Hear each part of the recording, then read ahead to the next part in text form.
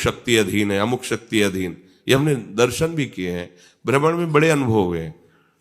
एक जगह गायत्री माता का जो सिद्ध भाव है उनको प्राप्त था, तो ऐसे ही हजारों की लाखों की सभा लगती थी, ऐसे कर देते तो ऐसे खर खर खर कर सोने चांदी के सिक्के गिरते ऐसे। ये सब दैवी शक्तियों के चमत्कार। अगर आप निष्काम भाव से गायत्री जप करेंगे तो श्री कृष्ण प्रेम प्रदान कर देंगी, क्योंकि गायत्री कृष्ण स्वरूपा ही है, भाव अलग अलग है। यहां कह रहे कि जो देवताओं का सकाम भाव से अनुष्ठान करते हैं, अगर अनुष्ठान की पूर्ति ठीक हुई तो आप जो चाहते हैं वो दे देंगे आपको। परिणाम क्या होगा कोई मतलब नहीं, तुम्हारा परिणाम क्या होगा, उनका परिणाम क्या होगा, इसका भी मतलब नहीं। आपके पास है तप रूपी धन, उतना कर लो। अब आप देखो, औरों की तो बात जाने दो, देवादिदेव महादेव,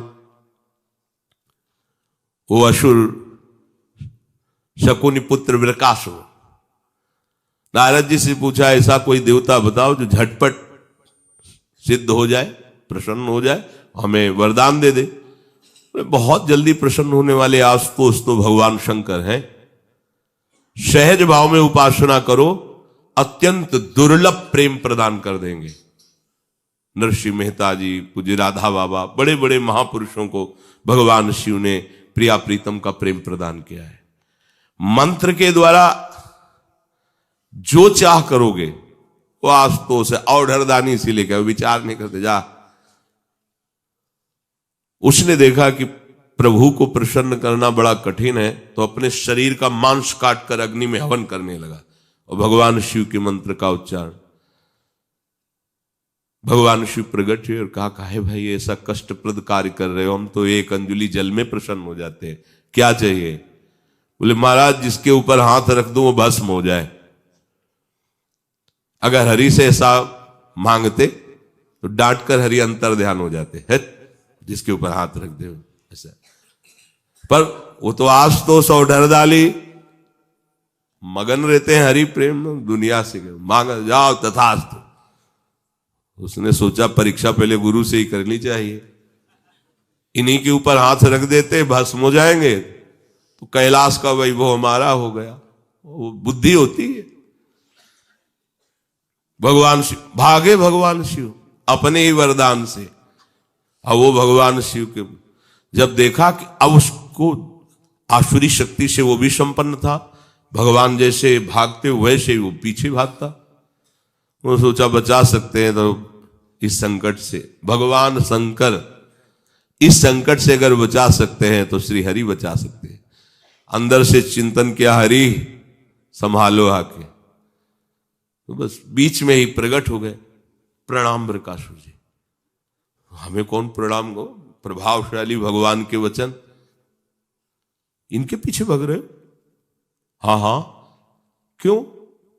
इन्होंने वरदान दिया है कि जिस पर हाथ रख दोगे भस्म हो जाएंगे, तो हम इन्हीं को। अरे बोले तुम्हें विश्वास है? दक्ष ने इनको साप दिया था, इनकी अब बात सत्य नहीं होती। सुनो, हम भी तुम्हारे साथी हैं, तुम अपने ऊपर हाथ रख करके देखो ना, अगर झूठ निकले तो अभी दोनों मिल करके, हाँ ठीक, ये नहीं सोचा कि अगर सत्य हुआ तो। वो भगवान की बात में फंस गया, उसने हाथ रखा, राख का ढेर हो गया। महादेव जी ने लौट कर देखा, अब महाराज बचा लिया, ले तो कहां कहां भागते हो, सब हंसते कि देखो शिव को खेदे हुए। शिव को बोले प्रभु कुछ विचार भी तो कर लिया करो, आप ऐसे ये वरदान दे दिए कि आपको खुद भगाए डोल रहा है? विचार करके वरदान दीजिए, नहीं तो ये आसुर भाव के जन हैं। ये सब साधु जनों को, दैवी संपदावान को, जब आपको ही वरदान दाता को ही भस्म करने की सोच रहा है, प्रभु अगर जिंदा रहता तो क्या न करता। तो उन्होंने कहा प्रभु हम इसलिए अलमस्त रहते कि आप हो ना, आप संभाल लोगे, सब संभाल लोगे। तो जो देवता जन है वो ये नहीं देखते कि इसमें जगत मंगल होगा कि नहीं, आपका अनुष्ठान सही है, आप जो मांगेंगे वो दे देंगे। पर हमारे हरि ऐसा, प्रभु ऐसा नहीं करते। आप और डबल अनुष्ठान कर लो, उसमें आपका अमंगल है तो नहीं देंगे, नहीं देंगे, नहीं देंगे।